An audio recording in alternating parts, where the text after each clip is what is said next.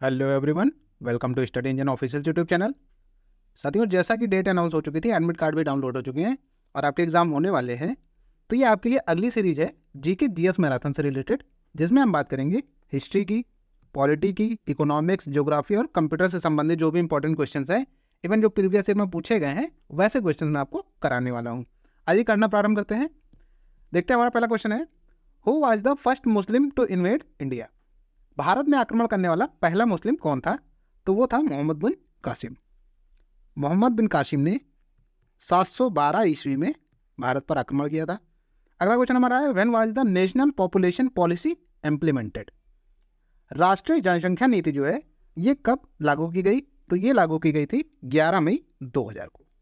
आपसे अगर ईयर दिया हुआ है तो आपको 2000 सेलेक्ट करना है, अगर डेट के साथ दिया हुआ है तो आपको ऑप्शन टिक करना है 11 मई 2000 यानी 2000।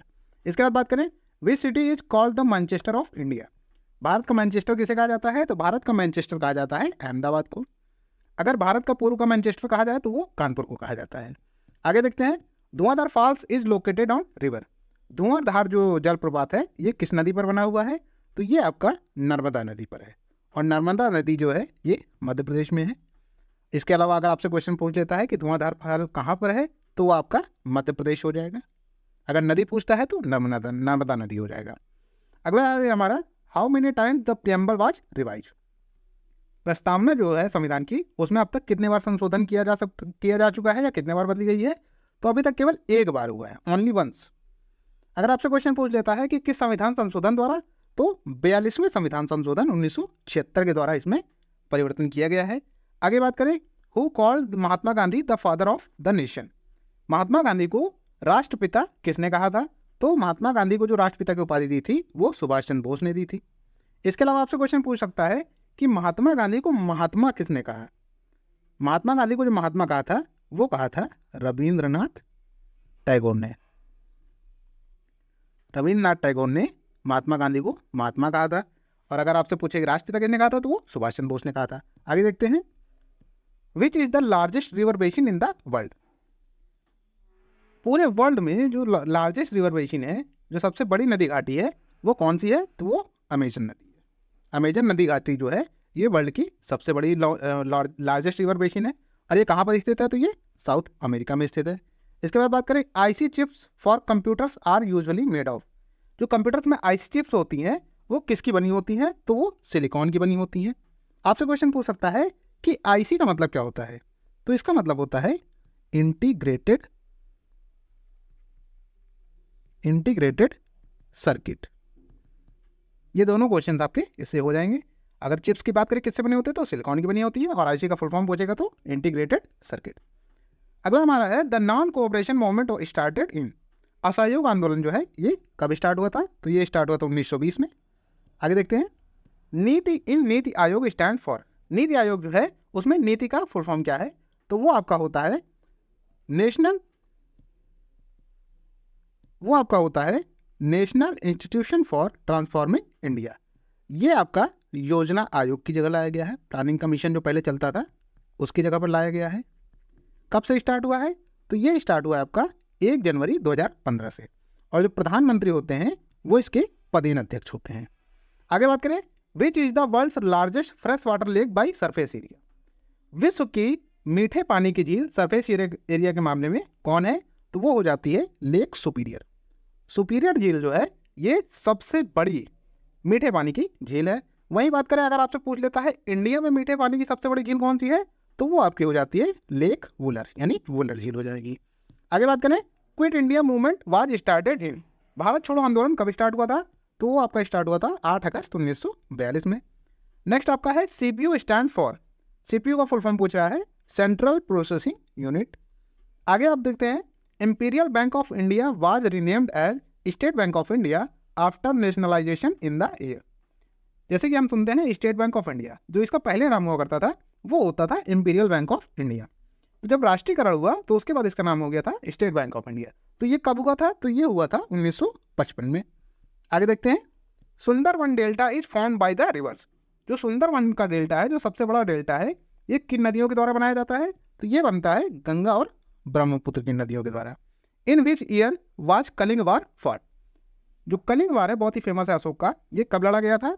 तो ये लड़ा गया था 261 BC यानी 261 ईसा पूर्व। ईसा पूर्व और ईसा अलग अलग है। जब ईसा मसीह का जन्म हुआ था उसके बाद का जो समय है उसे हम ईसवी पढ़ते हैं, और उससे जो पहले का समय है उसे ईसा पूर्व पढ़ते हैं। तो जो कलिंग वार लड़ा गया था तो वो 261 ईसा पूर्व लड़ा गया था, ना कि 261 ईस्वी में। ये चीज़ ध्यान रखिएगा। आगे देखते हैं, इन the field of computing what does ENIAC stands for? Computer की फील्ड में ENIAC का क्या अर्थ है? तो वो आपका होता है फुल फॉर्म इसका electronic numerical integrator and computer, ये इसका फुल फॉर्म होता है। और ये आपका सबसे पहला कंप्यूटर था। ENIAC जो था ये सबसे पहला कंप्यूटर था। आगे बात करें, who is the first Indian to use the word Swaraj? Swaraj शब्द का इस्तेमाल करने वाले पहले भारतीय कौन थे? तो वो आपके थे दादा भाई नौरोजी। दादा भाई नौरोजी ने सबसे पहले स्वराज शब्द का इस्तेमाल किया था। बात करें कब किया था, तो ये आपका किया था 1906 का जो कांग्रेस अधिवेशन था जो कि कलकत्ता में हुआ था। तो आपसे क्वेश्चन पूछ सकता है कि स्वराज वर्ड का जो है किस अधिवेशन में यूज किया गया था? तो कलकत्ता अधिवेशन में किया गया था, 1906 में किया गया था। और अगर पूछे किसने यूज किया था तो वो दादा भाई नौरोजी ने यूज किया था। आगे बात करें, world's longest mountain range Andes is located in which continent? जो वर्ल्ड की सबसे लंबी माउंटेन रेंज है, जो सबसे लंबी माउंटेन रेंज है जिसे एंडीज नाम से जाना जाता है, ये किस कॉन्टिनेंट में स्थित है? तो ये स्थित है साउथ अमेरिका में। अगला क्वेश्चन हमारा है, the national flag of India was design by? जो हमारा राष्ट्रीय ध्वज है ये किसके द्वारा डिजाइन किया गया था? तो ये डिजाइन किया गया था पिंगली वेंकैया के द्वारा। आगे बात करें, Sriharikota island is situated in? जो श्रीहरिकोटा है द्वीप ये कहाँ पर स्थित है? तो ये आंध्र प्रदेश में स्थित है। श्रीहरिकोटा किस लिए प्रसिद्ध है? बात करें इसरो के जो भी मिशन होते हैं तो वो कहाँ से ऑपरेट किए जाते हैं? तो वो श्रीहरिकोटा से किए जाते हैं। आगे बात करें, who decided the border between India and Pakistan? India और पाकिस्तान के बीच बॉर्डर किसने डिसाइड किया था? तो वो डिसाइड किया था सर सिरिल रेडक्लिफ। इन्हीं के नाम पे जो लाइन पड़ती है उसे कहा जाता है रेडक्लिफ लाइन। भारत और पाकिस्तान के बीच जो लाइन है उसे रेडक्लिफ लाइन कहा जाता है, इन्हीं के नाम पे कहा जाता है। आगे बात करें, which country is acquainted as the land of the rising sun? उगते सूरज का देश किसे कहा जाता है? तो वो कहा जाता है जापान को।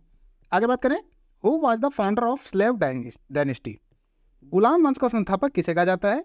तो वो था कुतुबुद्दीन ऐबक। इन्होंने गुलाम वंश की स्थापना की।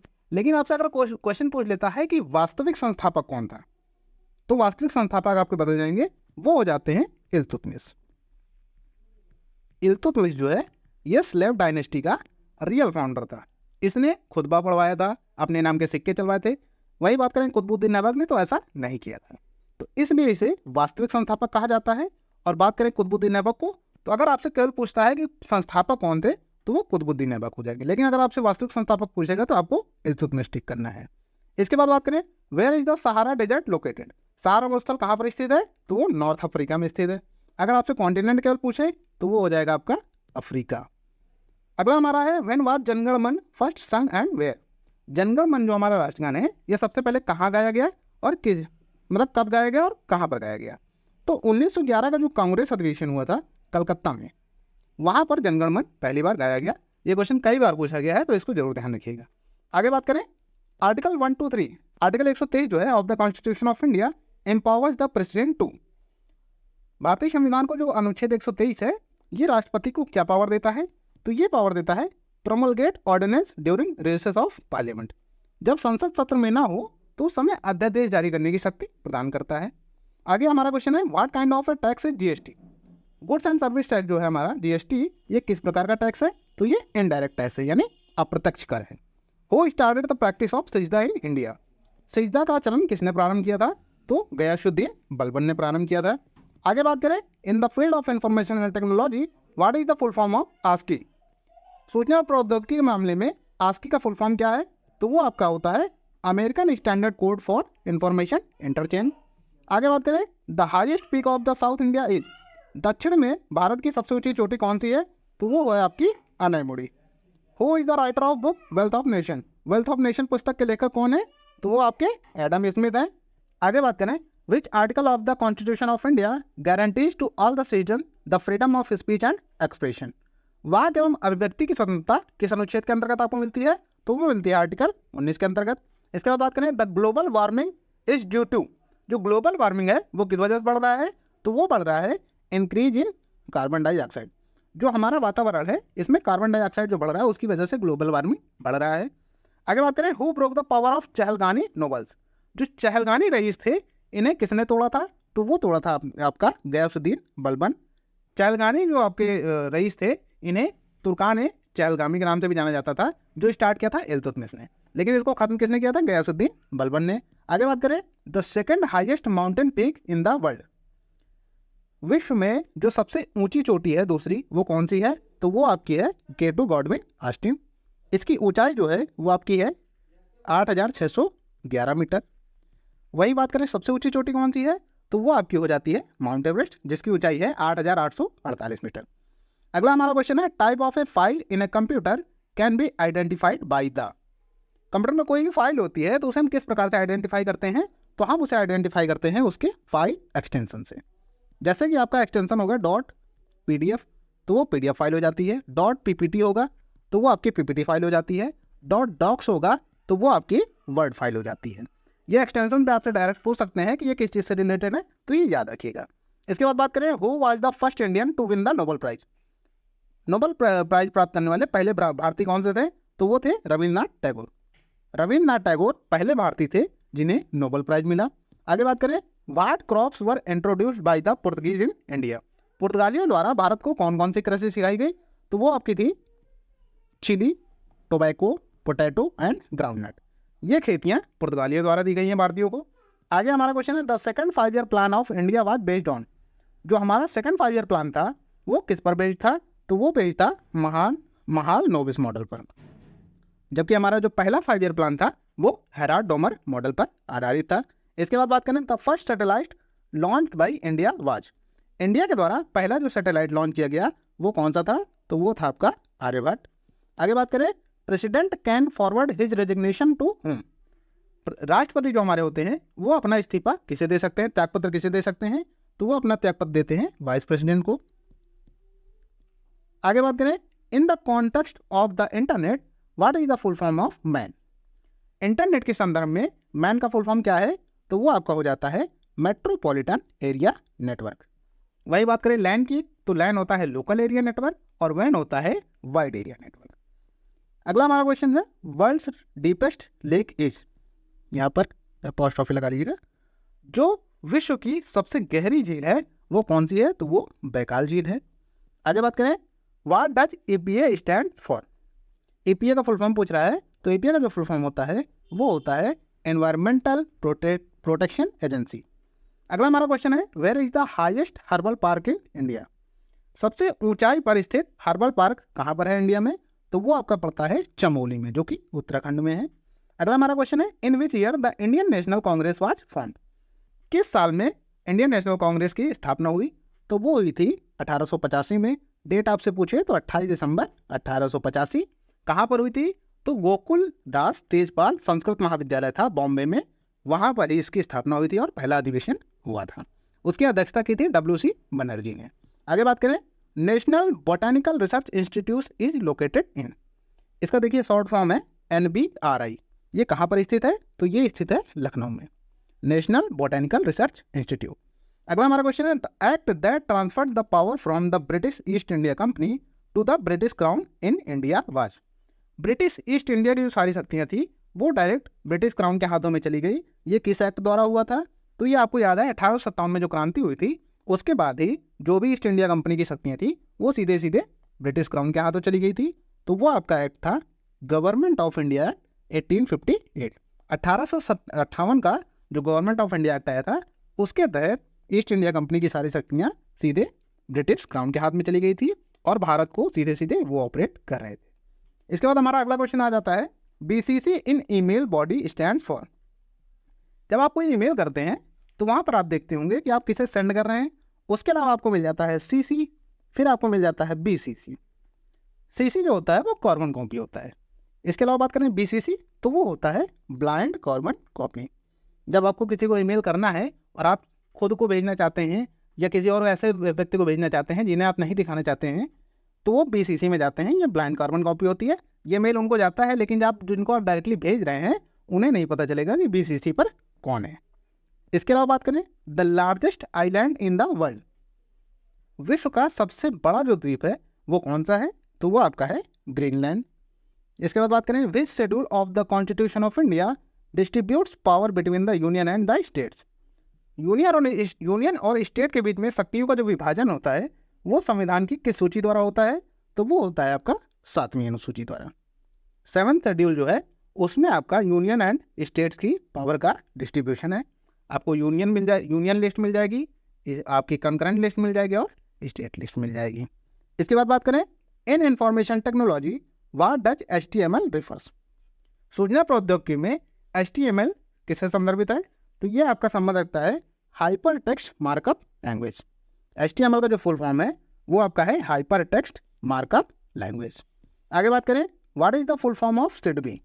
SIDBI का फुल फॉर्म क्या है? तो SIDBI का फुल फॉर्म आपका है small industry development bank of India. अगला हमारा क्वेश्चन है, हाउ लीला सेठ नोन एज। लीला सेठ को किस प्रकार से जाना जाता है? तो ये आपकी हाईकोर्ट की, भारत के हाईकोर्ट की पहली महिला चीफ जस्टिस थी। लीला सेठ जो थी वो भारतीय हाईकोर्ट की पहली महिला चीफ जस्टिस थी।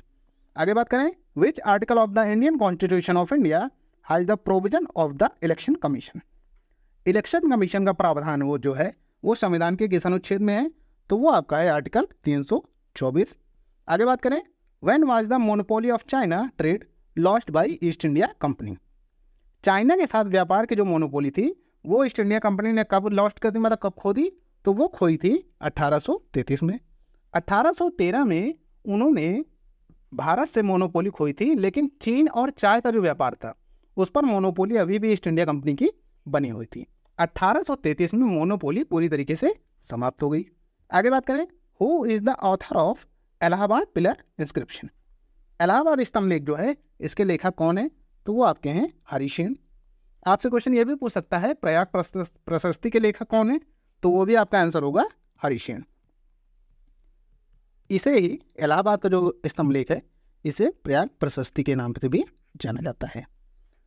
अगला हमारा क्वेश्चन है, the committee which recommended a 3-tier Panchayati Raj system in India was. Bharat में 3 स्तरीय पंचायती राज व्यवस्था जो लागू करने वाली कमेटी थी वो कौन सी थी? तो वो आपकी थी बलवंत राय मेहता कमेटी। आगे बात करें, which amendment act reduce the voting age from 21 years to 18 years. किस संविधान संशोधन द्वारा जो वोट करने की उम्र थी वो 21 साल से घटाकर 18 वर्ष कर दी गई? तो वो की गई थी 61वें संविधान संशोधन 1989 के द्वारा। आगे बात करें, the standard meridian of India is. भारतीय मानक समय रेखा है तो कौन सी है? वो आपकी है 82 डिग्री 30 मिनट पूर्वी देशांतर। अगला हमारा क्वेश्चन है, environment protection act was enacted in the year. जो एनवायरमेंट प्रोटेक्शन एक्ट था वो कब लागू किया गया था? तो वो लागू किया गया था 1986 में। आगे बात करें, who was the first Muslim president of Indian National Congress. भारतीय राष्ट्रीय कांग्रेस के पहले मुस्लिम अध्यक्ष कौन थे? तो वो आपके थे बदरुद्दीन तैयब जी। इसके बाद बात करें, the battle of Plassey took place on. जो प्लासी का युद्ध हुआ था ये कब हुआ था? तो ये हुआ था आपका 23 जून 1757 को। इसके बाद बात करें, GUI is an acronym of. GUI संक्षिप्त रूप है किसका? तो ये आपका है ग्राफिकल यूजर इंटरफेस का। आगे बात करें, the physical structure of a computer is called. जो फिजिकल स्ट्रक्चर होता है कंप्यूटर का वो क्या कहलाता है? तो वो कहलाता है आपका हार्डवेयर। हार्डवेयर क्यों कहलाता है? क्योंकि हम इसे छू सकते हैं, जैसे कि माउस है, मॉनिटर आपका है, ठीक है। इस प्रकार की जो चीज़ें हैं ये क्या कहलाती हैं? ये हार्डवेयर कहलाती हैं। वही बात करें जिसे हम छू नहीं सकते, जो सॉफ्टवेयर्स होते हैं वो सॉफ्टवेयर कहलाते हैं। इसके बाद बात करें, world's deepest oceanic trench is. विश्व का जो सबसे गहरा गर्त है वो कौन सा है? तो वो आपका है मेरियाना ट्रेंच। मेरियाना गर्त जो है ये विश्व का सबसे गहरा गर्त है। अगला हमारा क्वेश्चन है, when did the Jallianwala Bagh massacre take place. जो जलियांवाला बाग हत्याकांड हुआ था वो कब हुआ था? तो वो आपका हुआ था 13 अप्रैल 1919 को। आगे बात करें, ए member of the Rajya Sabha has a term of. Rajya Sabha के जो सदस्य होते हैं उनका कार्यकाल कितना होता है? तो वो होता है 6 वर्ष का। इसके बाद बात करें, the word spam is related to which subject. Spam शब्द का संबंध किस विषय से है? तो वो है आपका कंप्यूटर से। स्पैम जो होता है ये ईमेल होता है, अवांछित संदेश। अगर आपसे पूछें अवांछित संदेश क्या होता है तो वो स्पैम होता है, या फिर पूछे स्पैम का संबंध किससे है तो ईमेल से है। आशा करते हैं वीडियो आपको पसंद आई होगी। अगर वीडियो पसंद आई हो तो वीडियो को लाइक कर दीजिएगा, इसे अपने दोस्तों के साथ शेयर कर दीजिएगा और कमेंट करके बताइएगा कि वीडियो आपको कैसी लगी। साथ ही साथ जो लोग चैनल पर नए आते हैं वो चैनल को सब्सक्राइब करके बेल आइकन जरूर दबा लें ताकि आने वाली नोटिफिकेशन आपको मिलती रहे। धन्यवाद।